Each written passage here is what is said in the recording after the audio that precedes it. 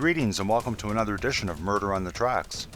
And if you're tuning in from the last episode, Murder on the Tracks, Billy Jack Haynes vs. Charlene Wilson, then this is the sequel you've been waiting for, though you don't necessarily have to watch the previous episode to understand this one. And in the last episode, we took an in-depth look into Charlene Wilson and Tommy Nyhouse, but despite the title, we didn't really look into Billy Jack Haynes all that much, which, as mentioned at the end of the last episode, is exactly what we're going to do in this episode. So let's head to the ring for a long overdue look at Billy Jack Haynes and his claims to being on the tracks the night Kevin and Don were murdered. And for those few who don't know who Billy Jack Haynes is, he was the top drawing wrestler in wrestling's golden years of the 1980s, wrestling alongside legendary names such as Hulk Hogan, Randy Macho Man Savage, Wahoo McDaniel, and so many more. His profile was high enough that he'd be on the cards of the various wrestling federations' annual showcase events, such as the NWA's Starrcade, where he teamed up with Wahoo McDaniel in an attempt to win the NWA's Tag Team Championship.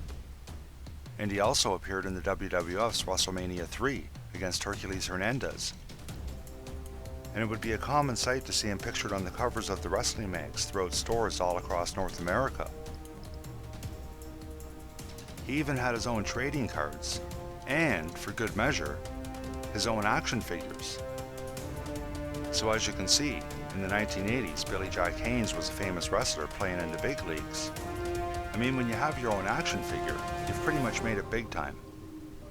And while Billy Jack Haynes' name would grow famous from Portland, Oregon to New York City to all the way around the world in Japan, in recent years, as we've seen, he's come out as saying that he was on the tracks that hot summer night back in August of 1987. 17-year-old Kevin Ives and 16-year-old Don Henry were struck by a train near Alexander. The medical examiner has said that the boys were asleep and drugged with marijuana. The parents, however, disputed that claim and persuaded authorities to reopen the case. And as we now know, the boys were murdered before they were put on the tracks.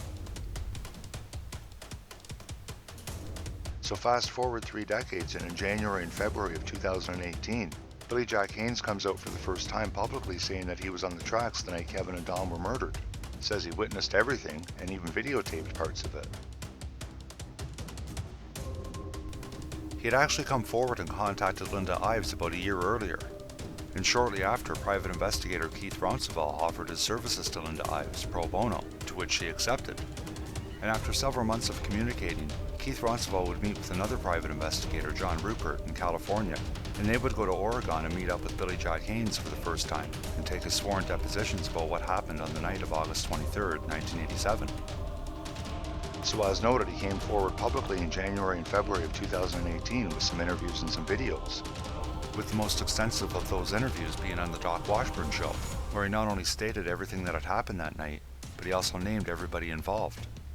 He's also appeared in other videos doing interviews since, such as Hannibal TV, which is an excellent wrestling channel on YouTube, which I'd highly recommend if you're a wrestling fan. But no other interviews are as in-depth as the one that was done on the Doc Washburn show, which clocks in at over an hour long, and just completely about how Billy Jack Haynes came to be involved in the murders of Kevin and Don. Now, if you've been following the case closely, you'll know that in June of 2019, Linda Ives and Gene Duffy sued private investigator Keith Ronceval, and they now don't believe Billy Jack Haynes' story. So, as most viewers know, or you might have found out in the last episode, I'm good friends with Linda Ives and Gene Duffy, and have visited them and communicated with them for quite some time actually. And I've had quite a lot of communication with Keith Ronceval as well. And I've also had a couple of 3-way conference calls with Billy Jack Haynes and Keith Ronceval, with one of them lasting approximately 2 hours or so. So I have a little bit of insight into everything that's going on here from both sides, and I'm going to try and explain all this as we go. And another thing we're going to take a deep look into is Billy Jack Haynes' original interviews done in November of 2017, when private investigators Keith Ronceval and John Rupert went to Oregon and met him for the first time. And between these 2 interviews he did in November of 2017, and the one he did on the Doc Washburn show 3 months later in February of 2018, I believe we can find the answer to the most important question of this whole issue, which is, was Billy Jack Haynes actually on the tracks the night Kevin and Don were killed? He insists that he was, so we'll let him have his day in court, and you can be the judge for yourself on what you believe. Please rise. Court is now in session.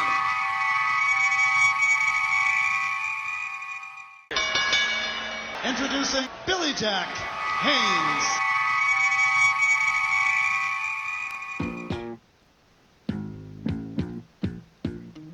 So let's have a listen to what Billy Jack Haynes had to say in his first interviews with private investigators John Rupert and Keith Rounsavall on November 11th and 12th of 2017. John Rupert, Alpha 1 Investigations, California Private Investigator License 24463. This is Keith Rounsavall, Arkansas Private Investigator. We are in Portland, Oregon. John Rupert, a California Private Investigator, is here along with Billy Jack Haynes.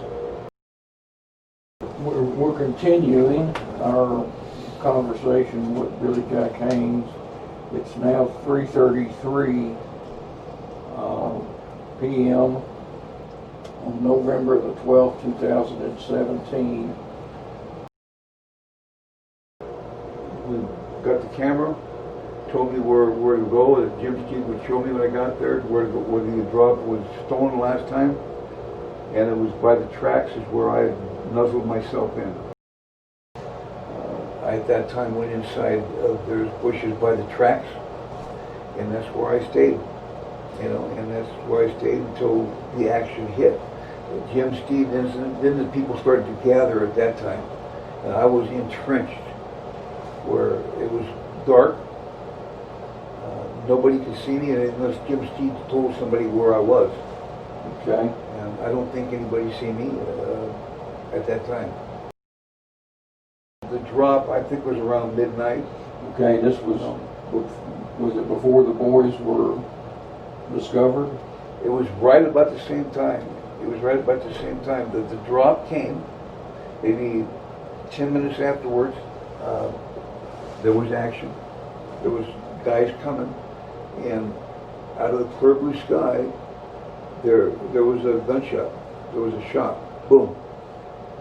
And it startled everybody. And no one's seen me that I know of. Could have, I don't think so. And that's when they took off running. At that time, I didn't know who it was, but they went back towards the store. Next thing I know, Kirk Lane, and is coming back with a tall, skinny guy. I don't know if I can recognize him. I don't know who he was. If he showed me a picture, I might, And when he came back, there was two younger boys, and they were beat, not quite to death, but it was pretty brutal. Tell me what happened once you got entrenched there. Did you recognize anybody else that was there before the incident occurred? Yes. Who did you recognize? Dan Harmon was there. Kirk Lane was in and out there, and there was another gentleman there who I'd never seen before. I can't say for sure who he was, but if I seen a picture of him, I might know who he is. But he was with Kirk Lane. Okay. Tall, skinny. I'm trying to find a picture of Jay Campbell that was taken. It was him. It was him. But I know now. But how can I say I know then to you now that I knew then when I didn't? Well, right? I'm going to show you what I'll do is get on tape and say, do you recognize this guy? And that's when you say you do or you don't, And then I'll say that is Jay Campbell. And you're saying that that's the man that was on the scene that night with Kirk Lane. I wish that, I know Jim Steve passed away. I wish that he was still, he's the kind of guy that would flip. Yeah. He would flip it up. Look at this guy. He was familiar, man. That's Jay Campbell. That's Jay Campbell? From 30 years ago. Or not 30, but a long time ago. That, the guy though was older than this guy down the tracks. I mean, he wasn't, it just seems to me, looking back. And He definitely pretty tall, maybe Yeah. 6'2", 6'3", 6'2", 3", something like that. That's skinny, but he Yeah. you don't look too skinny. He's not real skinny. He's kind of, he's always been kind of buff. Kurt Lane, but this other guy, for some reason, I'm having more time with. But he was there. I mean, there was another guy there. Okay. That had to do the damage because he took out, whoever it was, took out with Kurt Lane's vehicle. Okay. After him. And what happened after that, it seemed like it wasn't a real long period of time when they came back. Okay. And when they covered him with Who did tarp. that? Who covered? That was Kirk Lane, the guy that, the tall guy that you said was, that was with him. He doesn't look familiar to me. Sure, I understand. It was dark, but I had never met the guy. Right. Kirk Lane. I didn't see what happened at the store, but when they came back, they were near death at that time. And I think it was Kirk Lane that could have done both of them. I don't know. I mean, the other guy did nothing there. That's the tracks. Tall, skinny guy, which I'd never met. Okay. Now let's compare some of that to what he said about 3 months later on the Doc Washburn show in February of 2018. And clearly in 2017, he didn't recognize the, quote, tall, skinny guy who didn't look familiar to him. But on the Doc Washburn show, he had this to say. About 20 minutes later, they came back, and it was kind of torrid because it was really hot that night, kind of humid. And over the shoulder of both Jay Campbell and Kirk Lane, they had the boys. Kirk Lane had one boy, and Jay Campbell had the other. So 3 months later, and now on public radio, he just outright states, as a matter of fact, that it was Jay Campbell.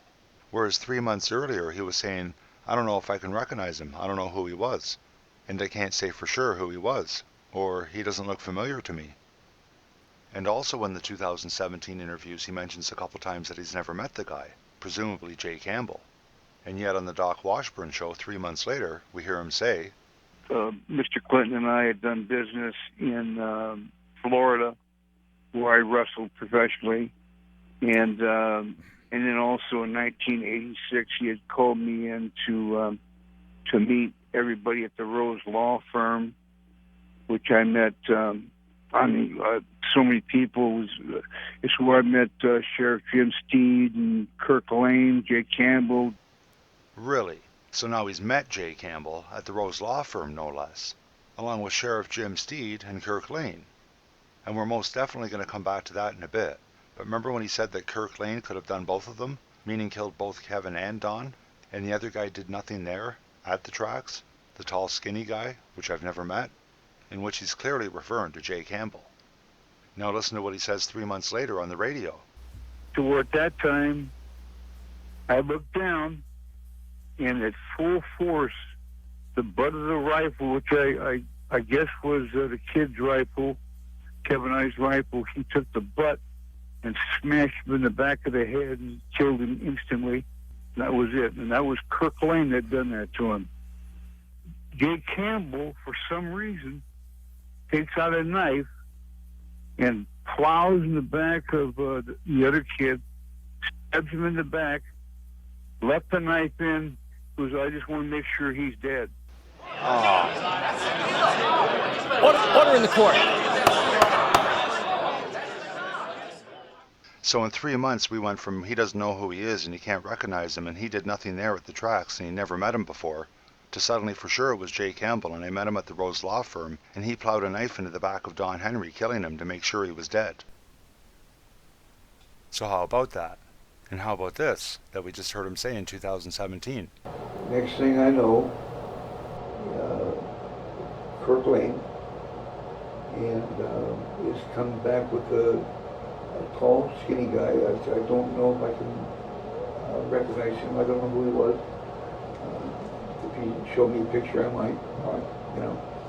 And when he came back, there was two younger boys, and they were beat. Not quite to death, but it was pretty brutal. And at another point in the interviews in 2017, he says this. The back of the head of the one young man was crushed open really bad, and the other guy looked maybe like he was unconscious, but they were both breathing at that time. So according to Billy Jack Haynes in November of 2017, when Kevin and Don were brought back by Kirk Lane and presumably Jay Campbell, they were both still alive and both breathing at that time. And just to note, at one point in the interviews, he says this. I get another battery. There's something about seeing two kids dead that kind of sticks in your craw. And 3 months later on the radio, he says this. So about 20 minutes later, they came back, and it was kind of toward because it was really hot that night, kind of humid. And over the shoulder of both Jay Campbell and Kirk Lane, they had the boys. Kirk Lane had one boy, and Jay Campbell had the other. And Kevin Ives is the one that Kirk Lane had over the shoulder, and they were both handcuffed behind their back. And with the flashlights were on them, and they were both bleeding profusely. And you could see from the flashlights that they both had that it looked like they were beaten with the flashlights. It was obvious to me that, my stance right at the railroad tracks with the flashlights on, the one boy was already dead. I can't think of his name, not Kevin Ives, but Don Henry. Don Henry was dead. So again, we can see where he's saying one thing in November of 2017 and something different in February of 2018. And here's some more. Did Harmon ever lay a hand on the boys? Yeah. I mean, what he did? Put them on the tracks. Oh, this is important. As far as the kids being on the track, being put on the track, that was done physically by Kirk Lane and Dan Harmon and some other guy. There was three. Garrett didn't get involved with it. Okay. But he stood by. So Richard Garrett showed up at the scene, or was there previously, but you didn't notice him. He could have been there, man. I mean, the action was pretty fast, and he was fast and furious. So what did he? Tell me what he did. He was like, he didn't do much anything. Did you ever lay a hand on either of the boys? Never. And now let's compare that to what he said on the radio in 2018. So I'm up on the tracks. Next thing I know is that by the hair and by the seat of the crotch of their pants, they were both thrown up onto the tracks. They weren't very big kids at all. And Kirk Lane and Jay Campbell threw them on the tracks. Well, Richard Garrett, Dan Harmon, and I were on the tracks, and here's the boys. We put them between the tracks. Order in the court. Order. So in 2017, when asked if Dan Harmon laid a hand on the boys, he said, yeah, he put them on the tracks, with Kirk Lane and some other guy. And yet in 2018, it was Kirk Lane and some other guy turned into Jay Campbell, and he made no mention of Dan Harmon as being one of the ones who helped put them on the tracks. In November 2017, when asked directly, did you ever lay a hand on the boys, his response was never. But in February 2018, he says we put them on the tracks. And we can see that we seem to include Richard Garrett, when in 2017 said he didn't get involved with it. He stood by. He didn't do much of anything. Let's have a listen to what Billy Jack Haynes has to say about the drug drop itself. I don't even know how the drop was dispersed or anything. The commotion stopped all that. My frame of thought then was these two kids. And in 2018, he says this. Plane came in around between 12 and 1 a.m. And I did tape that, and nothing happened. The van went out, and they picked up the drop site. They slowly backed out. I believe hit their lights a couple times, and they drove away. Again, one story contradicting the other.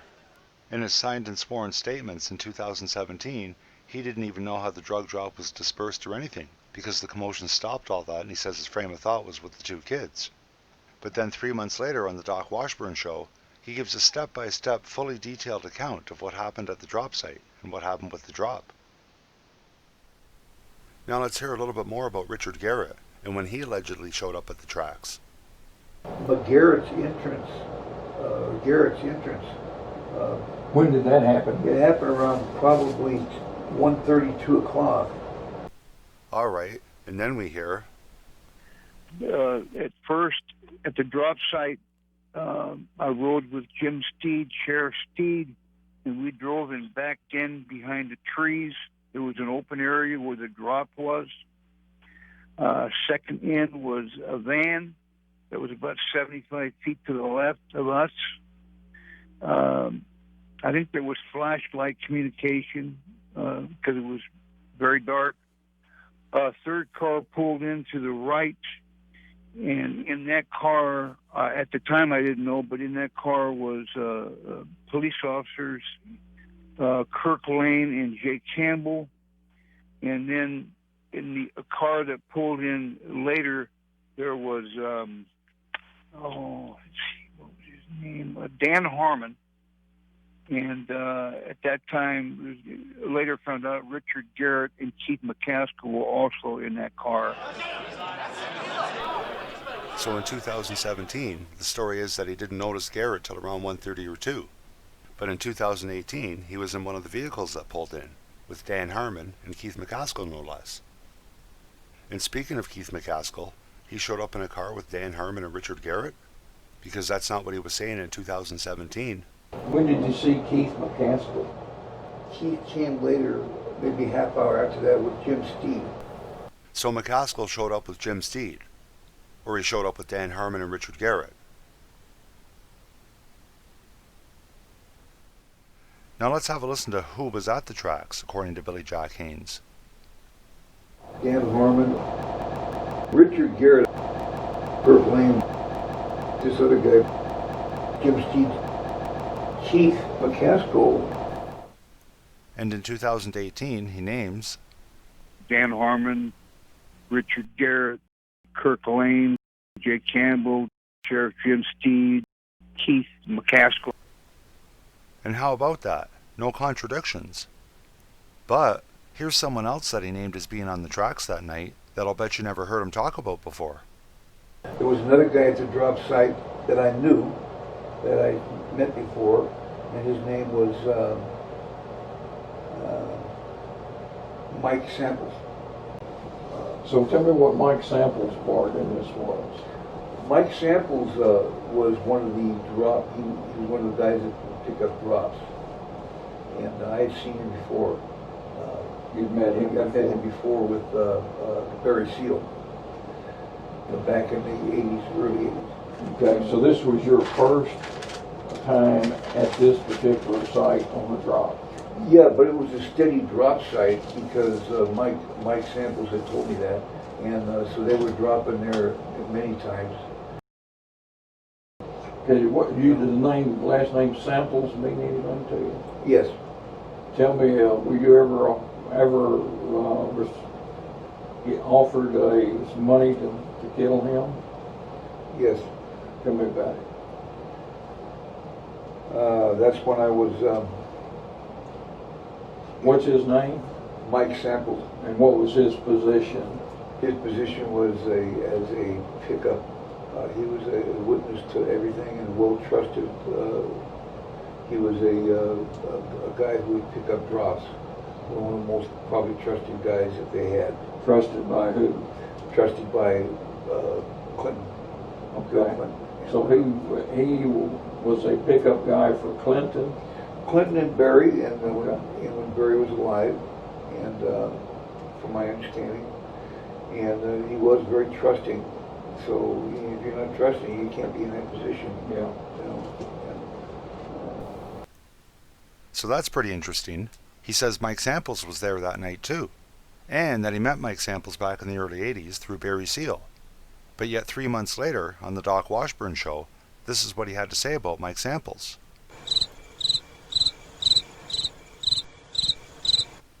Nothing. What happened to him being at the tracks? And he was talking to the local ABC affiliate in Little Rock, KATV, in the days right before his interview on the Doc Washburn show. And have a look at who he told them was on the tracks.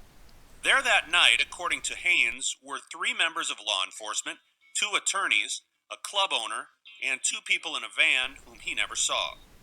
Again, no mention of Mike Samples, who was certainly not a member of law enforcement, or an attorney, or a club owner, and he wasn't an unknown, as you just saw. So again, what happened there?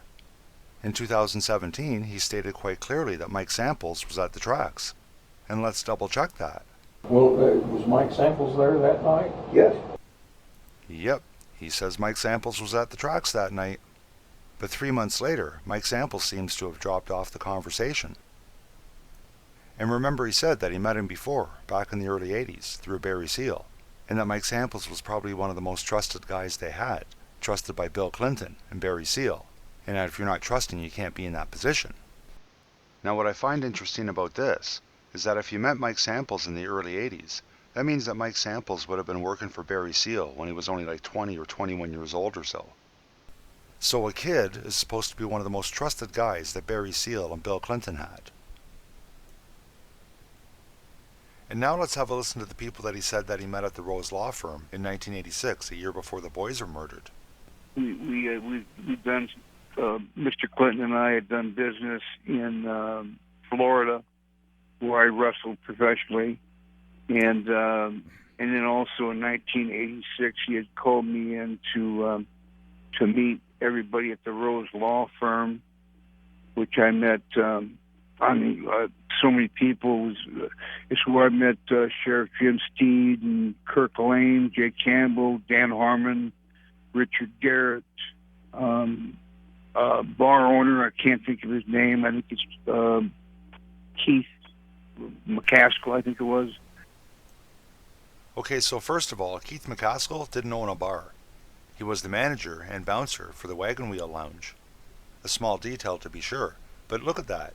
Everybody he says was on the tracks, he met at the Rose Law Firm a year earlier, except Mike Samples, who he said he met in the early 80s through Barry Seal. So all 7 people that he says was on the tracks that night, he says he's met before, and keep that in mind.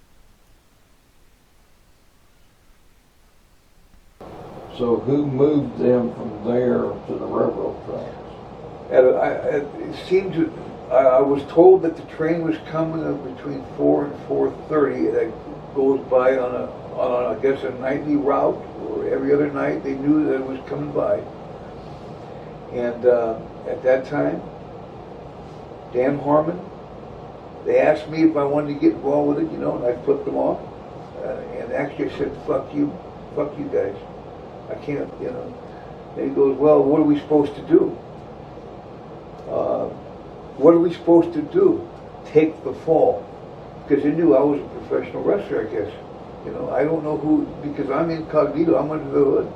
So somebody, either Jim Steed told them who I was, which I forgot to even say. Now, they know who I am. Well, you see, you had met Dan Harmon previously. Yeah, but I was still under a wrestling mask, and it was dark, and I didn't say anything, right? So I'm still incognito. I waited there till 4:30.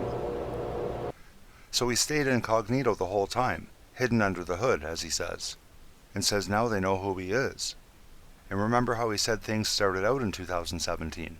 I at that time went inside. There's bushes by the tracks.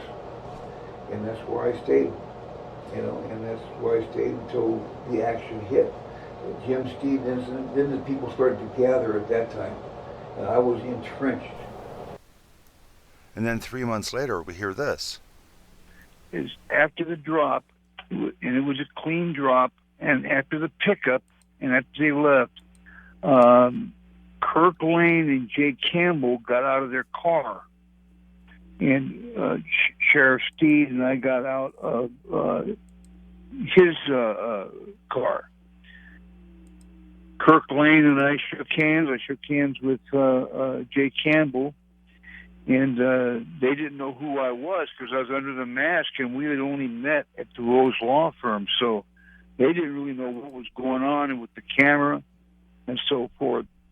And when they asked who I was, Jim Steed says, I'm with Bill Clinton.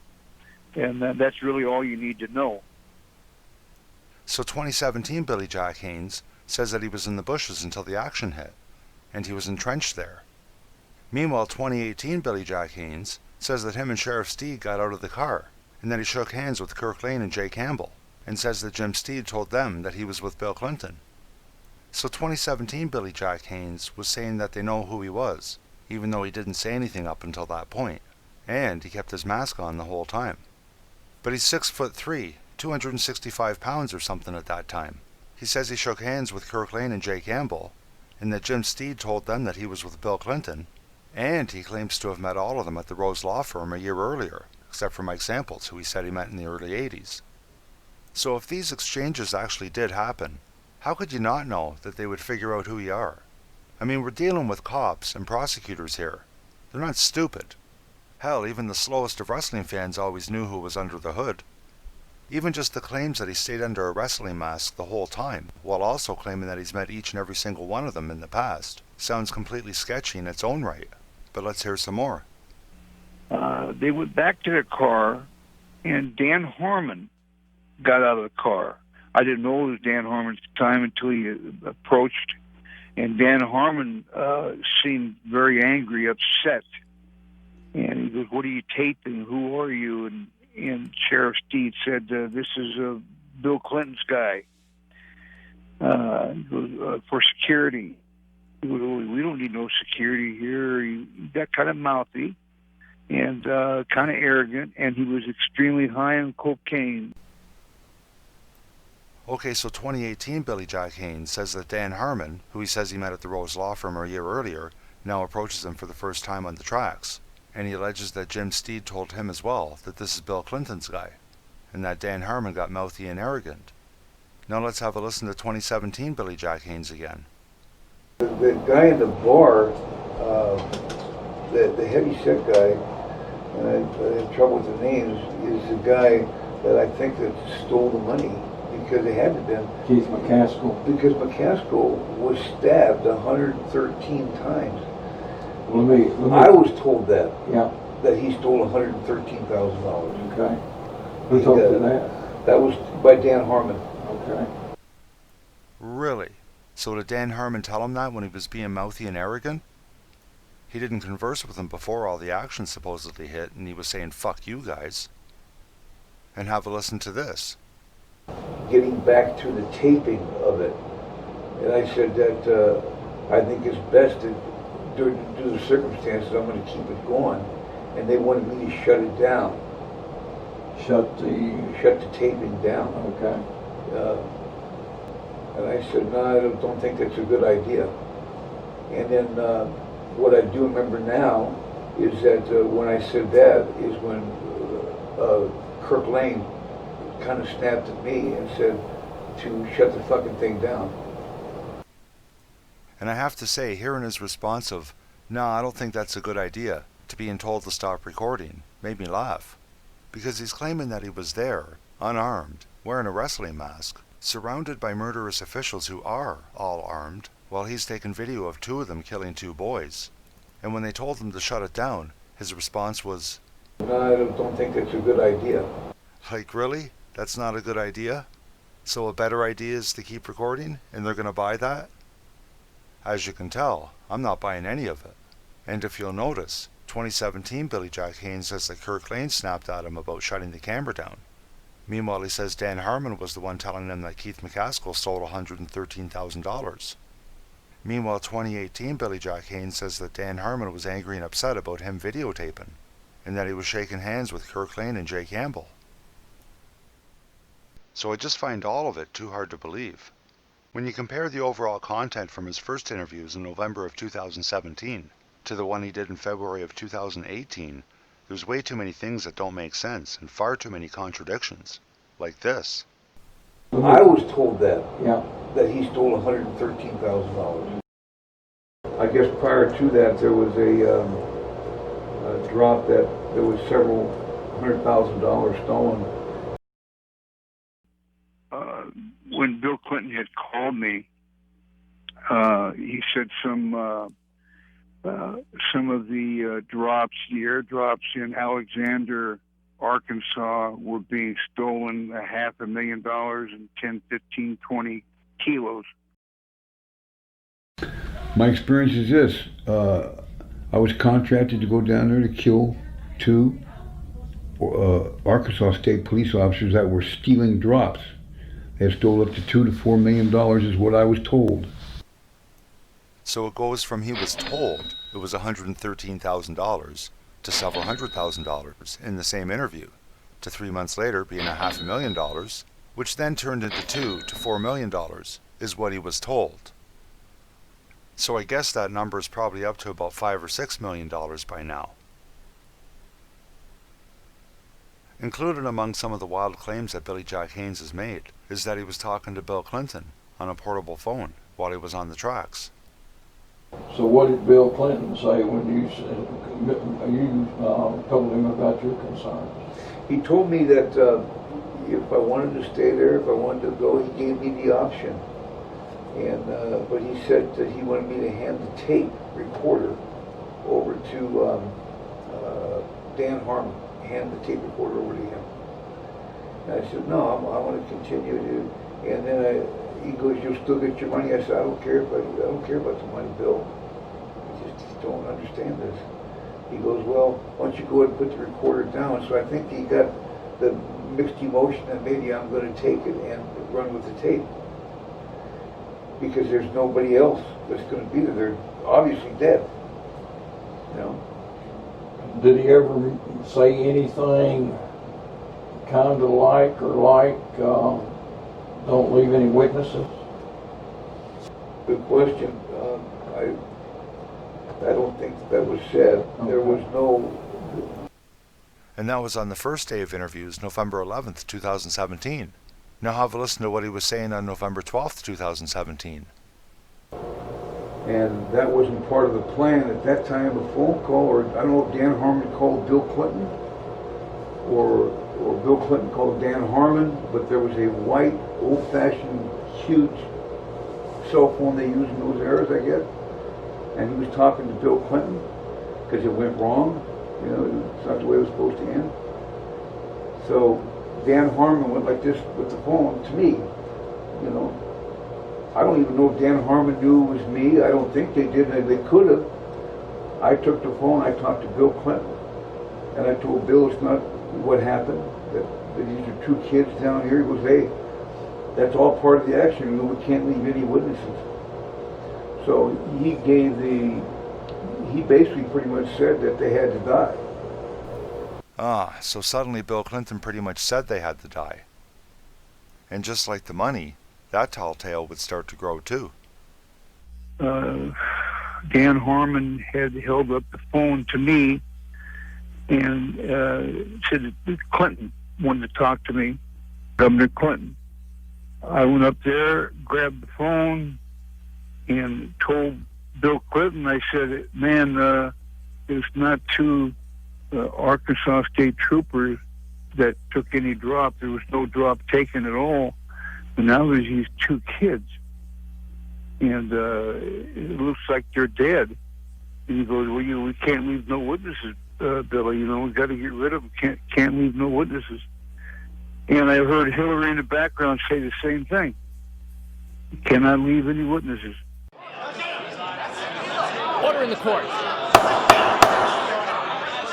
Order in the court.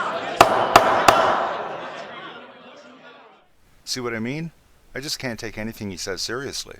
which is too bad, because I really did want to believe him. And in fact, I tended to believe his story right up until the production of this video. But once I began pouring into the 2017 interviews, I found contradiction after contradiction suddenly arising to the point that I just can't believe a word that he says. And as I've said to private investigator Keith Rounceville at least a couple times, Billy Jack Haynes was either on the tracks the night Kevin and Don were killed, or he's really studied the case in depth and detail. And until I started the production of this video, I tended to believe the former, which is obviously a position I just can't support anymore. So I wholeheartedly agree with the judge's ruling on this matter. Not to be believed. It's just not credible. During the 2018 interview with Doc Washburn asked him point blank, why should we believe him? Let me ask you this, because social media is going to be going nuts on this. I'm sure we'll be getting calls, and there are going to be people who believe every word that you say, and there are also going to be people who are very questionable. So I guess to wrap up the interview, for those who do not believe you, what is your best case for answering the question of why they should? I've read everything now. After 27 years, I got on the internet. I've read the entire everything that's on there, and it's all full of lies and scams. And that's why I came forward, to tell the truth. That's interesting. He's read everything now, and we'll come back to that in a bit. But he says he came forward to tell the truth. Which truth are we supposed to believe? The truth from 2017 Billy Jack Haynes, or the truth from 2018 Billy Jack Haynes? And when you get right down to it, that's all he's got. A bunch of wild stories that contradict each other, and that's it. You may have heard that he had a videotape of that night. Let's have a listen. So he went back to his car, and figuring that I didn't have anything. It was just a joke, I guess, but I taped it. I taped 8 seconds of it, of the boys being run over. Okay, wait, so you've got the videotape? Well, that's something that my private investigator and I haven't decided to say where, why, or anything. Okay. That's up to him. That's up to the private investigator. Okay. And but that would be a big piece of the puzzle if that was true. Yeah, if that was true, it would be a big piece of the puzzle. But here's the end result on the story of the videotape. There is no videotape. He allegedly had it in the backseat of his car, and it got stolen. I forget if it was his whole car that got stolen or just the contents of the back seat. But the bottom line is that there's no videotape. Naturally. Here's his polygraph results from May of 2018, a few months after he was on the Doc Washburn show. The findings were ruled inconclusive, prompting a follow-up set of polygraphs. And in the next round of polygraphs, he was asked the following questions. And it's pretty interesting that the examiner detailed this note. During exam number 2, the examinee showed even more unexplained cardio disruption, and he again answered questions incorrectly. At any rate, the final ruling? Inconclusive, no opinion. So like I say, he's brought nothing but a bunch of wild stories that contradict each other, and that's it, nothing else. I've heard Keith Rounceville saying that he's talked to a couple of people that said years ago they allegedly heard Billy Jack Haynes talking about the incident on the tracks. But I'm not going to take the word of his wife and some no-name wrestler from 30 years ago, after everything we've just seen. Not a chance. Now, in going through all the material to put this video together, I noticed something. We hear him make claims that he was friends with Barry Seal and running drugs from him. And it was Barry Seal that introduced him to Bill Clinton, and, by extension, Hillary Clinton. He also claims that Bill Clinton hired him to kill David Kennedy, the son of Robert Kennedy, brother of JFK. David Kennedy was found dead in a Florida hotel room from a drug overdose in 1984, with the official ruling being an accidental overdose. But Billy Jack Haynes claims that Bill Clinton hired him to kill David Kennedy and make it look like an accidental overdose, and that he didn't go through with it, and it was another hitman that did it instead. Billy Jack Haynes also claims to be the first one to introduce music star Andy Gibb to the world of cocaine.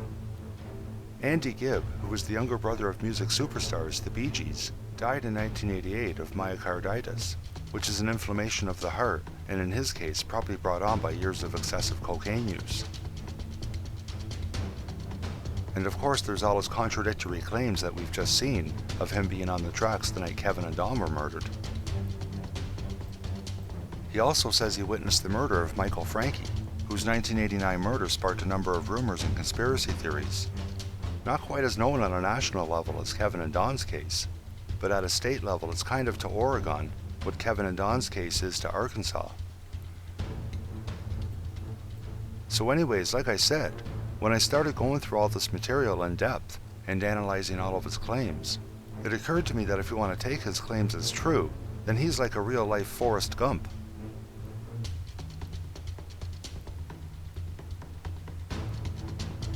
Like seriously, he just happens to be there with all these famous or powerful people at certain points in history, just like Forrest Gump, only on a bit more of a nefarious level. Now, something I found interesting about the Michael Franke murder case is that a guy named Frank Gable was convicted of his murder, and there's been a movement of sorts to get him freed, including efforts by a guy named Rob Taylor, who's put up a website called Free Frank Gable. And in November of 2007, Billy Jack Haynes made contact and sent him an email. And have a look at the claims made by Billy Jack Haynes in that email. I witnessed Michael Franke's knife murder. I was there and paid by the state police, McAllister, Bruce Anderson, to beat the shit out of a big man pedophile, Michael Franke. McAllister is Scott McAllister, who was the Oregon Assistant Attorney General, and Bruce Anderson was the Executive Director of the Oregon State Boxing and Wrestling Commission. And take note of his claims. He says he was paid by government officials and police to physically beat someone, which ended up not happening, and turned into a murder, which he witnessed. And that was 10 years before he contacted Linda Ives, telling her that he was hired by government officials and police to physically beat 2 men to death. Only he says it didn't happen, and the boys came along and they got murdered, and he witnessed it. That's almost the exact same story, told 10 years apart. And also at question is if he was willing to come forward in 2007 to tell his story about how he was allegedly involved in this murder. I find it pretty interesting that it would take another 10 years before he would come out with claims that he was allegedly on the tracks the night Kevin and Don were murdered.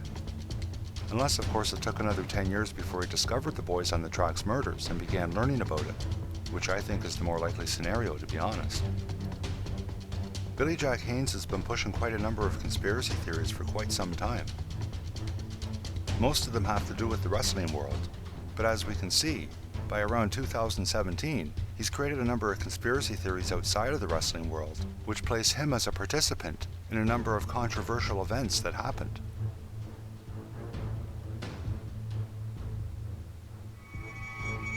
Now let's have a look at a video that was done by Keith Roncevall and Billy Jack Haynes. In April of 2018, did you and I get together again? When I flew to Portland? Yeah, you did. You flew to Portland and said, Billy, we're going to have to get a rental car and come back to Arkansas. Well, you knew I was coming. And I knew you were coming. We made arrangements. You met me at the airport, right? Met you at the airport, but that don't mean that I wanted to come. Right. But you knew the reason for coming was to meet with two. Tell the reason for coming. Well, reason there was 2 producers that, they're just the biggest in the world. They've done like A&E, all kinds of filming all over the world, and they wanted to do a documentary, a series about the boys on the tracks. So I was kind of excited for Linda, and I personally, we've never been in it for the money whatsoever. It's been a pro bono act, and so I said, okay, let's go. So we drove back again 2,000 miles, same pro bono expenses, all on us, all on you, basically, all on you. Well, you contributed. Very little, and I just feel sorry for you having to pay for everything. And so we made it again, and back to the house, and we did this great, which I thought was a going to really, really be good, especially if Netflix picked it up. Well, tell me about that meeting with that day. The day before we met with the producers, we went out to Linda Ives' residence and met with, you remember the people who were there that night? Yeah, there was I'll never forget it. What I can really zero in on, and what really was very frustrating, was a woman that came down from Houston, Texas, who was on the case back in the 90s, I guess. Her name was Jean Duffy. So, he had a frustrating time with Gene Duffy, did he? That's because Gene saw through his BS right from the beginning. Let's have a quick look at a timeline so you can get a better grasp of the events and when they unfolded. It was in February of 2017 that Billy Jack Haynes first contacted Linda Ives. And actually, he first contacted the judge in Linda's Freedom of Information lawsuit case, who then put him in contact with Linda's lawyer, and then he would start talking with Linda Ives herself. And we'll come back to visit this in a bit, as I find it pretty interesting.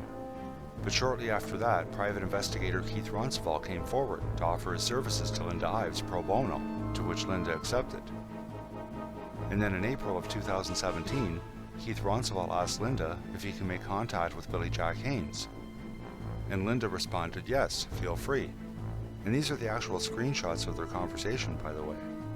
Keith has sent me quite a lot of material as well, including quite a lot of the original conversations he was having with Billy Jack Haynes. And for a good couple of months, the exchanges between Keith Roncesvalles and Billy Jack Haynes were heated.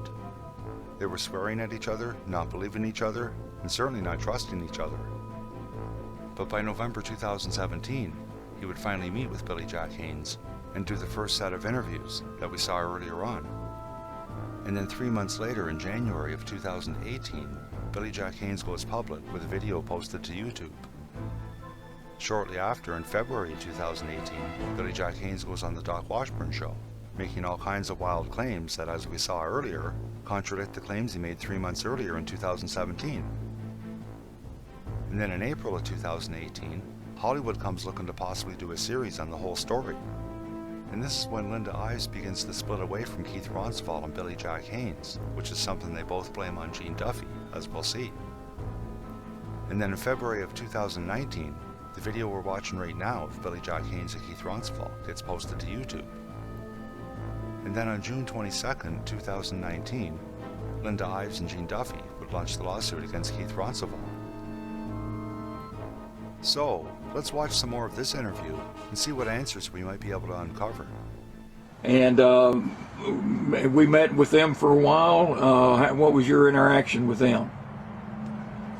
Very nice, very professional. They wanted to do this thing right. They thought it could be a big seller for them. They thought that, in their opinion, I thought they told me anyway that Netflix would be perfect for this. And everybody was kind of excited about it, and including me, you, Linda. Did all of us sign a contract? Yeah, and we did all sign a contract. You and me, I, Linda, Gene Duffy. And Larry signed one as well. And Larry. So, Larry is Linda's husband and Kevin's father, for those who are unaware. And everything said there was true. There were indeed some producers in Hollywood that are interested in telling Kevin and Don's story, and through Gene Duffy I've actually spoken to one of them, and they are indeed major players in Hollywood, as Billy Jack Haynes described them. So in April of 2018, they would all meet in Arkansas at Linda's house, with the possibility of Hollywood doing a documentary series on the boys. And now let's hear a little bit more about those meetings. So the day after they did our filming, during the day of that filming, did you or I, or did you have any interaction with Gene Duffy to speak of? I did not. And was that because she insulted you the day before? Yeah, she insulted me, and she was purposely, keeping away from me too. So I wasn't about to go over there and say anything to her. Just let her go on her little tirade, whatever it was she was going on. She wanted to be in control, and she's not going to take control away from you and me, who have driven all the miles that we've had, done the investigation, cracked the case. I'll be damned if she was going to come in and steal any of the glory. Let's put it this way. Well, it wasn't about glory for me or you, was it? Well, in her mind, I think that I should have rephrased that. She wanted the glory, All we wanted was the honest to God's truth for Linda to know it so she could take it to her grave and be happy. Right. That's all it was all about. It wasn't about money. Wasn't about glory either, was it? And it wasn't about glory like Custer's Last Stand. To us, it was about honor. Ah, Jesus, Murphy. We can see some of his true intentions shining through right here, which we'll get into shortly.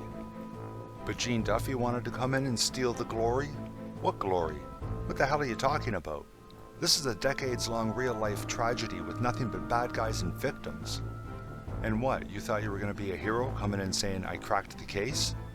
That's a total joke, as the case has already been cracked since the early 1990s by people like Gene Duffy and the FBI's Phyllis Cornyn and even Detective John Brown and others. And it's been nothing but a bunch of corrupt officials covering it up ever since. And what's Billy Jack Haynes brought forward? Nothing. Nothing but a bunch of conflicting stories. He says he just wanted the honest to God's truth for Linda to know it.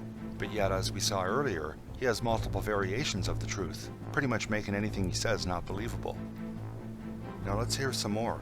And here they're talking about how at first, Linda Ives believed Billy Jack Haynes when he came forward, and they discuss why that may have changed. And that changed later. Do you have any idea why it changed? Yeah, I think I do. I mean, I don't know for sure, but it just, if you add everything up, probably it's like DNA, 99.9. Gene Duffy had gotten into her ear. And it mentioned stuff about, oh, I wasn't there, or I wasn't telling the truth, or and, how she would know, I have no idea, because she sure wasn't on the tracks. Well, Gene Duffy was a damned good prosecutor who had investigated and pretty much cracked the case, so she saw right through your bullshit immediately. That's how she would know. Now let's hear him go on a little bit more about Gene Duffy. She ran scared back to Houston, Texas, up until, 24 years? You never heard of Gene Duffy until you and I cracked the case. And there he is with the you and I cracked the case again. That's insane. Anyways, the only thing these two guys have cracked is their heads on the way out to the porch to do this interview.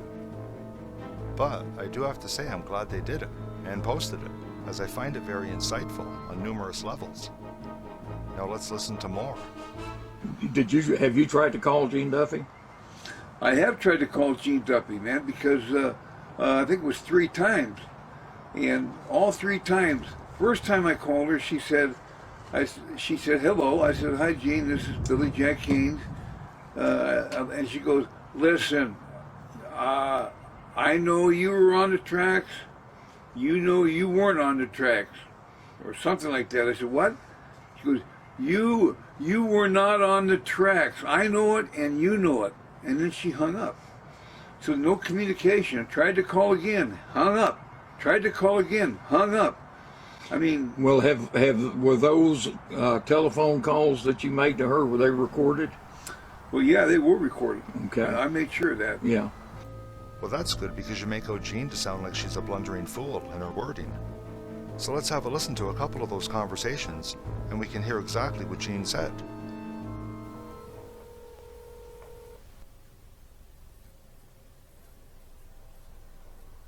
Hello?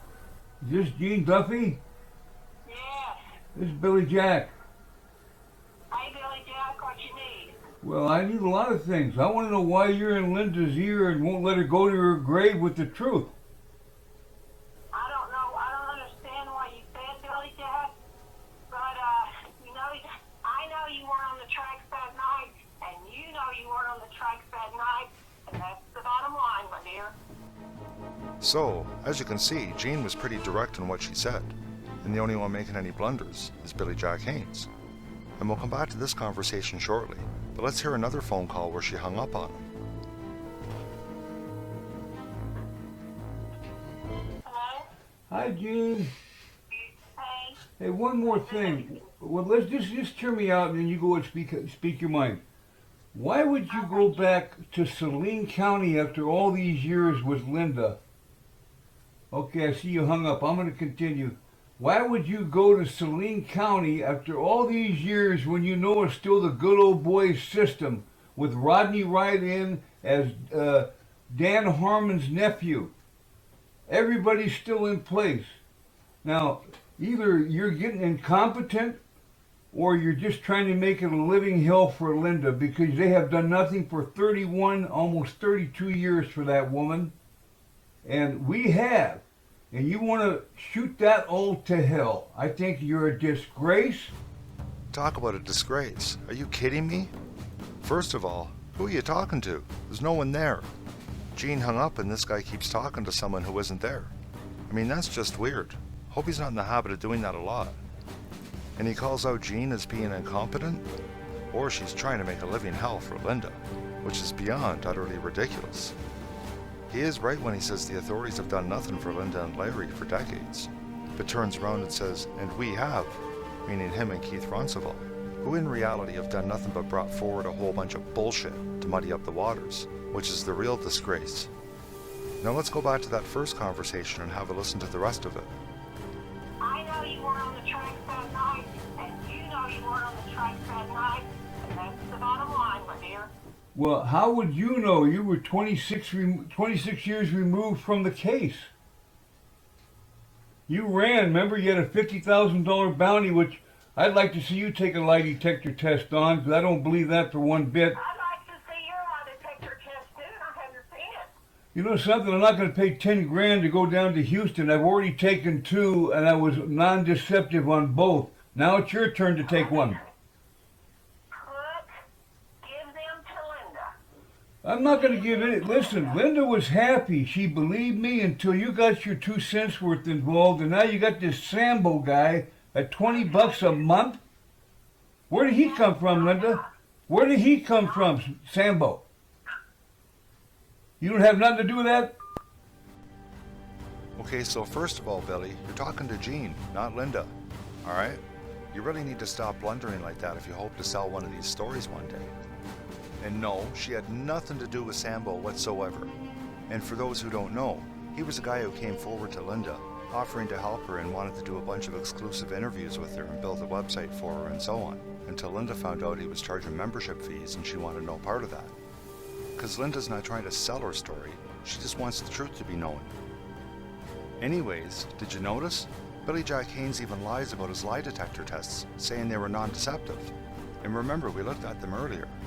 And here was the dates that he took them. And non-deceptive? No. Inconclusive. No opinion. On both. And don't forget the note made by the examiner that during the second exam, he showed even more unexplained cardio disruption, and he again answered questions incorrectly. And of course he did, because he's just a bullshitter all around. And see where he said to Jean about when she had a bounty on her head, and that he didn't believe that for one bit, and he'd like to see Jean take a lie detector test. Well, check this out from when he was on the Doc Washburn show. I was told if I come forward today that I'm going to be killed. Oh, really? So who threatened you? Did you report it to the police? Was it face-to-face? Or did they email you or phone you? In which case, if they did, as you well know, there would be a record of it. Anyways, that's just another example of bullshit in my opinion. No one threatened his life. I've heard him and numerous other people, including Keith Roncevaux and Linda Ives at one point, say things like, well, why would he come forward risking his life, saying this if he wasn't there? And here's the thing, he's not actually risking his life, because he wasn't at the tracks. And the killers involved who were at the tracks, Dan Harmon, and possibly Kirk Lane and Jay Campbell, know this. And they're most certainly not going to go out and commit murder to kill someone who wasn't a witness and risk stirring up a hornet's nest. They might not like what he's been saying, but at the same time, he's been discrediting himself anyways, as we've seen throughout this whole video. I mean, there was no good reason to insert yourself into a murder case and, implicate yourself in a double homicide. He's put himself in jeopardy, not only his freedom, but also his life. So that's why I believe him. And considering I believe Billy Jack Haynes to be a lying bullshitter, I don't believe his life was in jeopardy whatsoever. And I do believe Linda is 100% correct. There's no good reason to insert yourself into a murder case. And don't forget, he isn't claiming that he actually committed the murders. He just said he was there and witnessed it, with a story that's almost identical to his 2007 story about the murder of Michael Franke. So why would Billy Jack Haynes come forward with a bunch of wild claims that upon close analysis proved to be false? And one possible answer might be found when he went public with his claims. Within a couple of weeks of posting his claims to YouTube in January 2018, Billy Jack Haynes would find himself in the headlines of all 3 major network affiliates in Arkansas. And a couple months after that, Hollywood would come knocking, with the possibility of Netflix being involved in a series. So for a guy who at one time spent the best parts of his life in the national and international spotlight, it would appear that he found another way to gain some of that attention back. And I'm not saying for sure that's the reason why he would come forward with all his bullshit. In fact, there's the possibility of another reason why he might have done it, which we'll look at in a minute. But first, let's have a look at some timings, and possibly how he came up with this bullshit story to begin with, and how he was able to trick Linda into believing him when he first came forward. And this is something I've thought about before, but put it on the back burner. And like I mentioned earlier in the video that I've said to Keith Ronceval a couple times, hearing Billy Jack's claims, at first anyways, makes you believe either he's telling the truth, or he's really studied the case. Which is exactly what Linda's lawyer, R. David Lewis, was saying as well. So either he was there or he's done a lot of studying and has a great memory. So like I say, I thought about this before, and if he wasn't on the tracks, what source materials did he learn all the facts from? And because he didn't come out publicly until January 2018, I called Linda to ask when he first contacted her, and she told me it was in February of 2017, which I thought was rather interesting, for a reason you'll see why in a minute.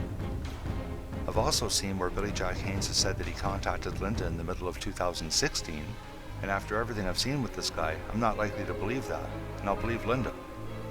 Linda said it was in February of 2017 that he first made contact, and during his own interviews in November 2017, where he gave signed and sworn statements, he said he first contacted Linda in February of 2017, and the timing of that makes sense as well, as Keith Ronceval would contact and introduce himself to Linda shortly after as well. And then we see in April 2017, with Keith Ronceval now being Linda's private investigator, that he's asking her if it's okay for him to contact Billy Jack Haynes. So, why does the question of when Billy Jack Haynes first contacted Linda even matter at all? And it matters because we now know his story is a bunch of bullshit, and the question becomes, where did he get his information from to begin with? Enough that he was able to convince Linda and others that he might be telling the truth.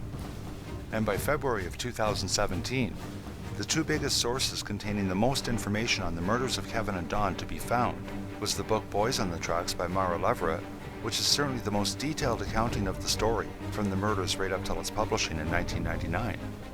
And then there's the first Murder on the Tracks documentary, which likewise detailed the story from the murders in 1987, and then detailed everything that happened right on up until its publishing in December 2016. So I have to admit that it leads me to wonder, did he use my video, Murder on the Tracks, and Mara Leverett's book, The Boys on the Tracks, to come up with his ridiculous claims? He would have had a good 3 months to pore over the Murder on the Tracks video, but would he even have seen it? And while I can't say for certain, I did find this pretty interesting during these interviews on the porch. Has she ever told you anything about why she doesn't believe you any longer? No, she has not. And there's Boys on the Tracks 2, and then the Sheriff's 3.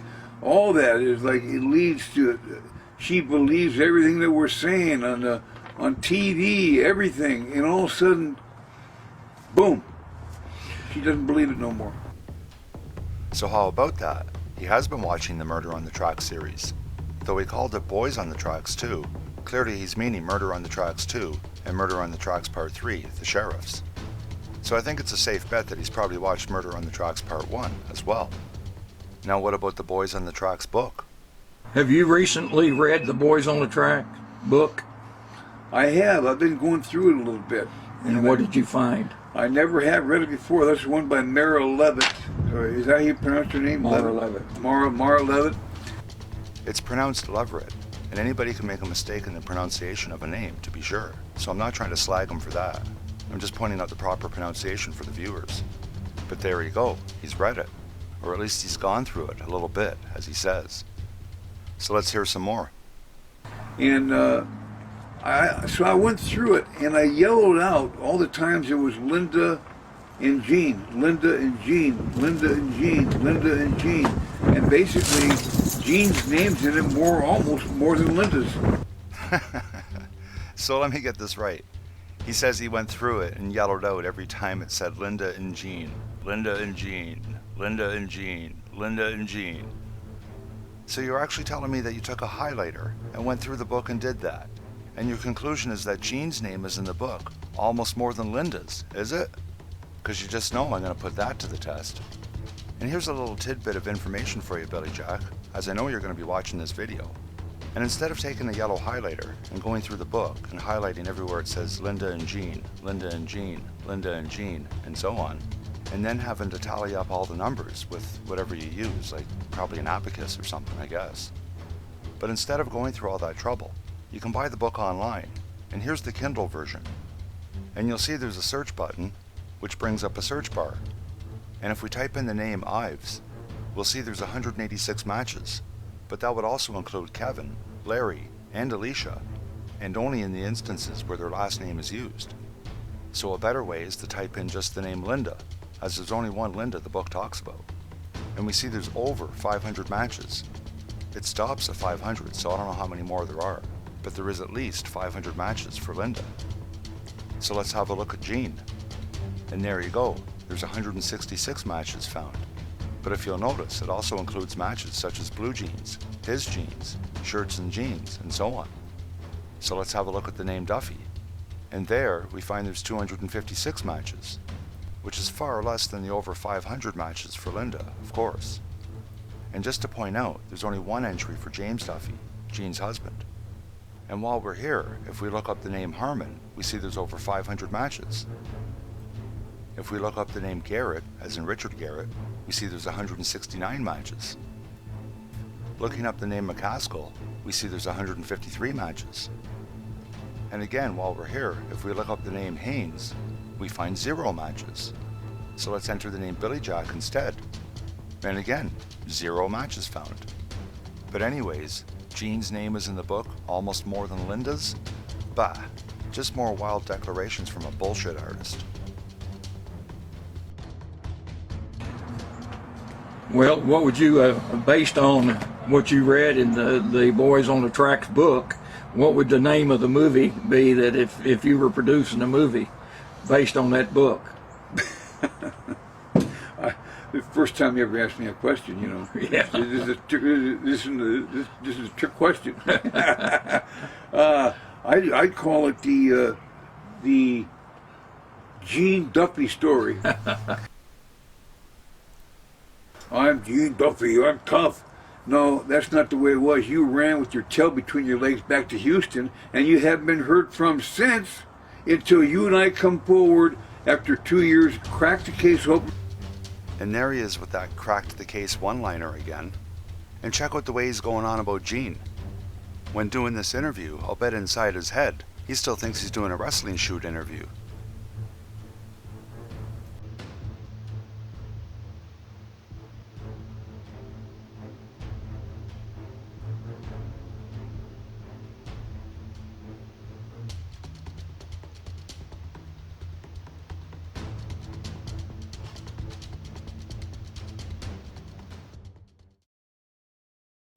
So it's basically the narrative does not fit. This is where I think it is. The narrative that we've come up with, the truth, does not fit. So what is O.J. Simpson? If it does not fit, you must acquit. So I think that's where we're at right now. I think Gene Duffy is very, very jealous that we cracked the case, she didn't, and the narrative doesn't fit for whatever they got in mind to make or scam money off Linda or make a movie, whatever.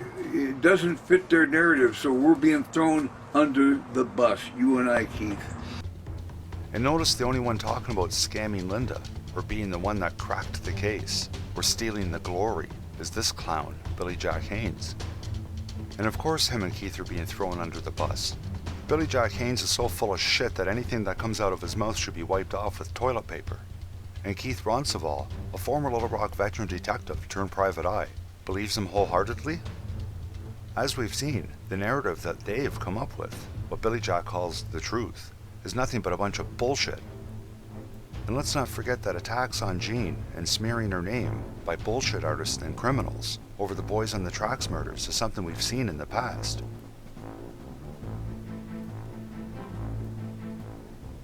A find it pretty interesting that Billy Jack Haynes and Keith Ronceval would put themselves in the same company as these nefarious bastards.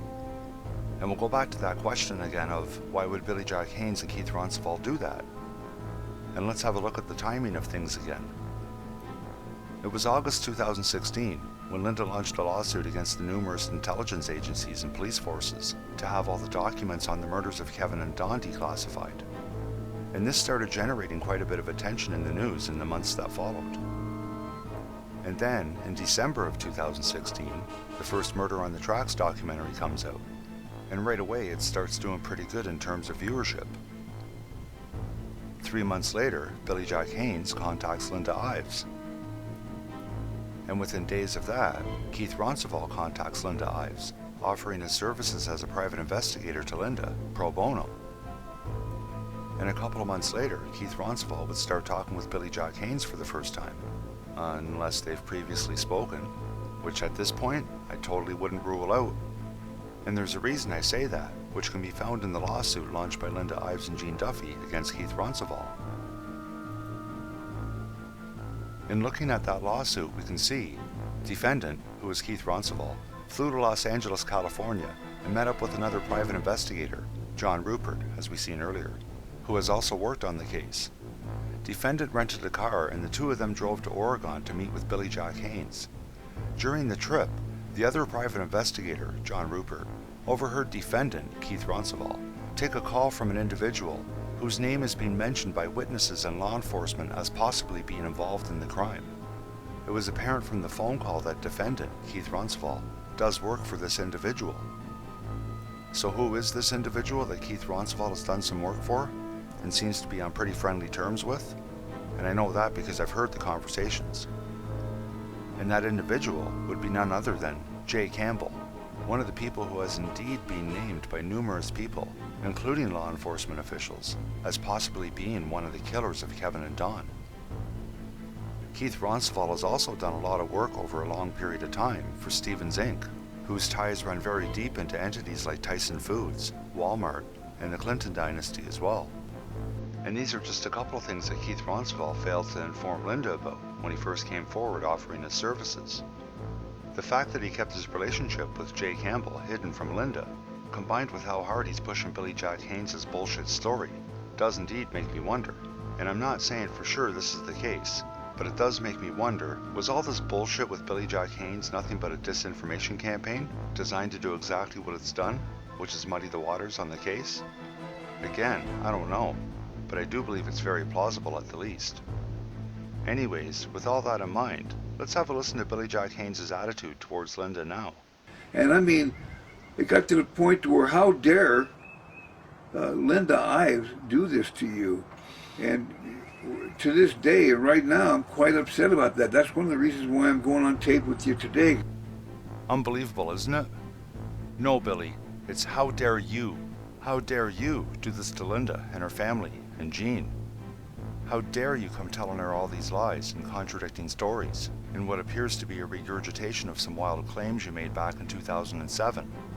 It's quite the coincidence that in both cases, you were allegedly paid by government officials to physically beat people, only that didn't happen in either case, and there ended up being murders, and you happened to witness them.